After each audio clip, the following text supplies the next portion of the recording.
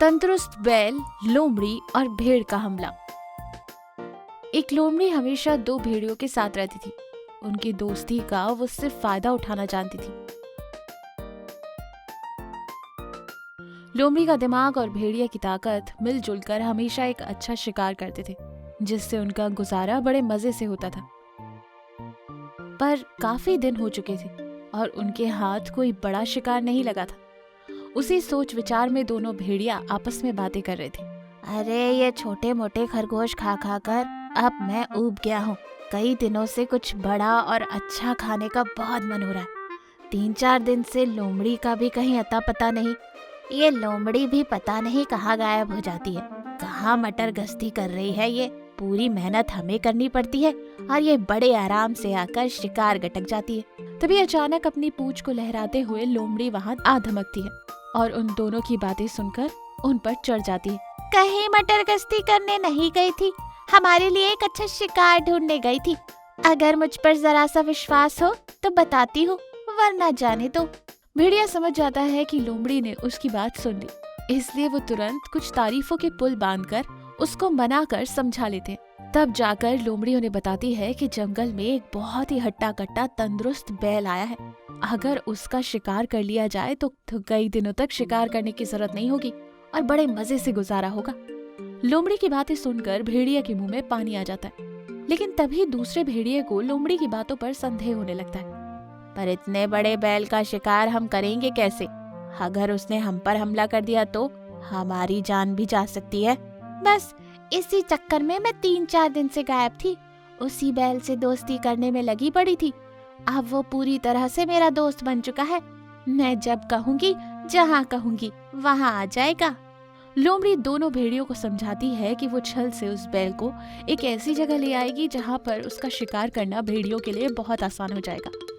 लोमड़ी की चाल सुनकर दोनों भेड़िए उस पर बहुत खुश होते और उसे जल्द से जल्द बैल को उसके पास लाने के लिए कहते। लोमड़ी भी तुरंत उस बैल से मिलने निकल पड़ती है।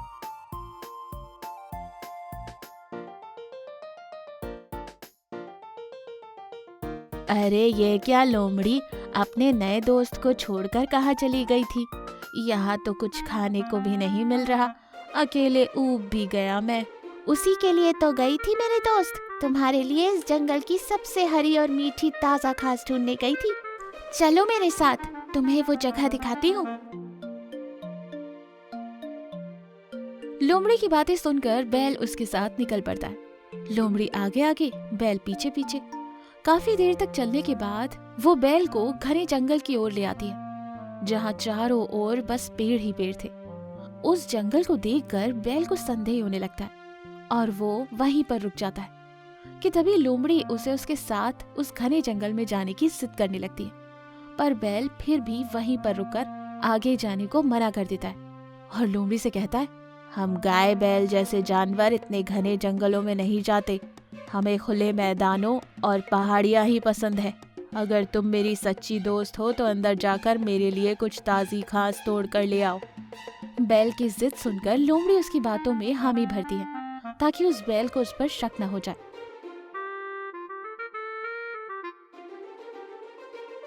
और वो तुरंत भेड़ियों के पास जाकर उन्हें पूरी बात बताती है और उनसे कहती है कि वो किसी भी तरह से उस बैल को उस घने जंगल में ले आएगी, पर तुम तुरंत उस पर हमला कर देना।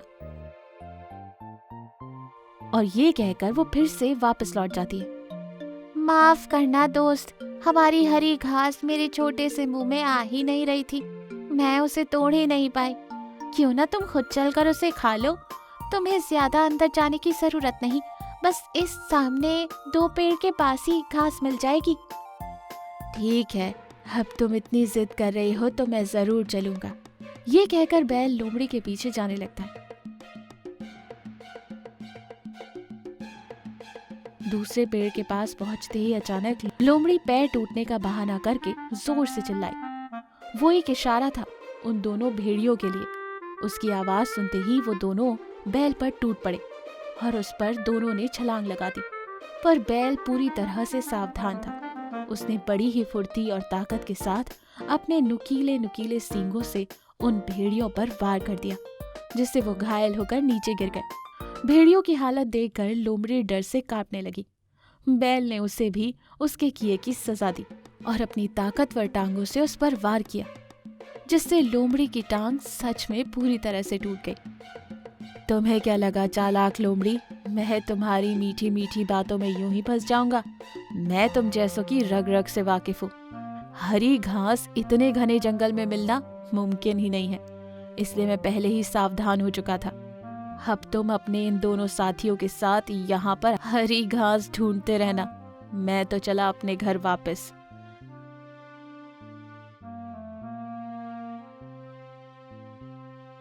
हाय रे, मुझे नहीं लगता कि हम इतनी बुरी तरह से घायल होने के बावजूद ज्यादा दिन तक जिंदा रह पाएंगे।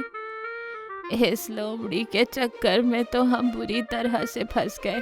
छोटे मोटे खरगोश खाकर ही हम खुश थे। हाय राम, हुई माँ, मैंने तो अपना दिमाग सही चलाया था, तुम ही उस पर हमला नहीं कर पाए तो मैं क्या करूं?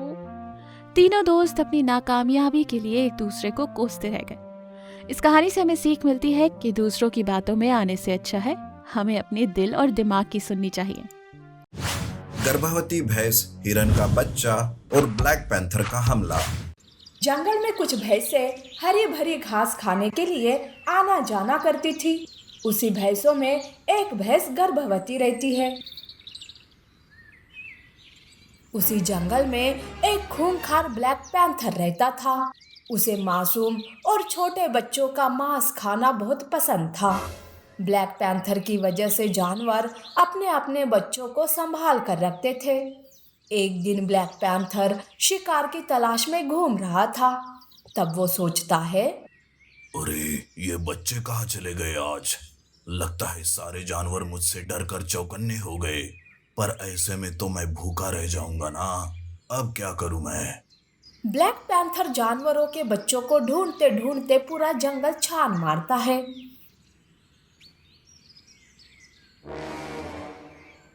तभी एक जगह पर उसे शेर का छोटा बच्चा दिखाई देता है, जिसे देखकर ब्लैक पैंथर बहुत खुश हो जाता है।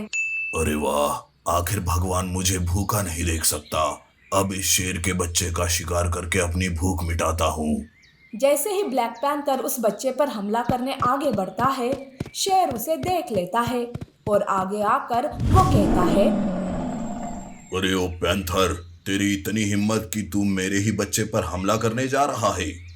खबरदार, जो ऐसा करने का सोचा भी, तेरी बोटी बोटी एक कर दूंगा मैं। शेर की धमकी सुनते ही ब्लैक पैंथर वहां से भाग जाता है।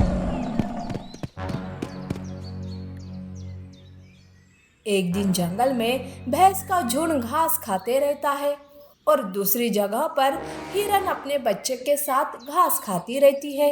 हिरन का बच्चा बड़ा शरारती था।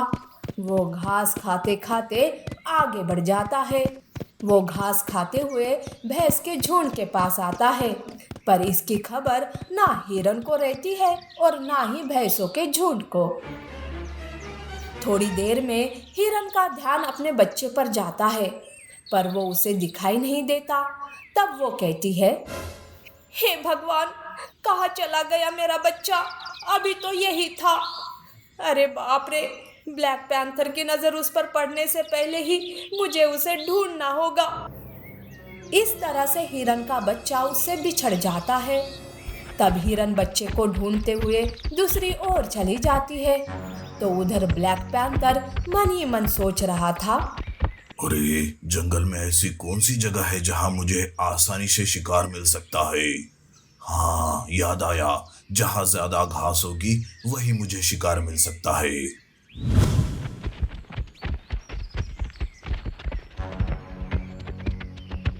ऐसा सोचकर ब्लैक पैंथर उस घास की जगह पर आता है।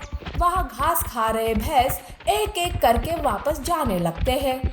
गर्भवती भैंस भी वापस जाने लगती है, पर तभी उसे अजीब सा महसूस होने लगता है। तब गर्भवती भैंस उसी जगह पर बैठ जाती है। अरे, ये आज मुझे ऐसा क्यों महसूस हो रहा है? लगता है थोड़ी देर मुझे यही आराम करना होगा।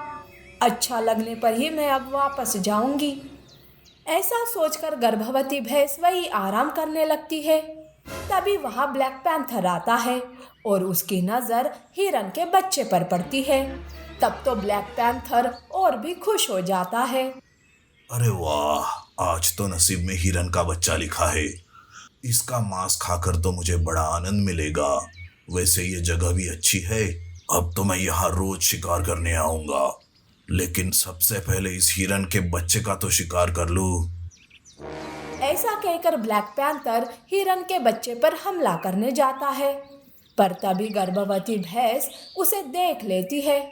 वो बड़ी हिम्मत से देखती है कि आखिर ब्लैक पैंथर किसका शिकार करने जा रहा है।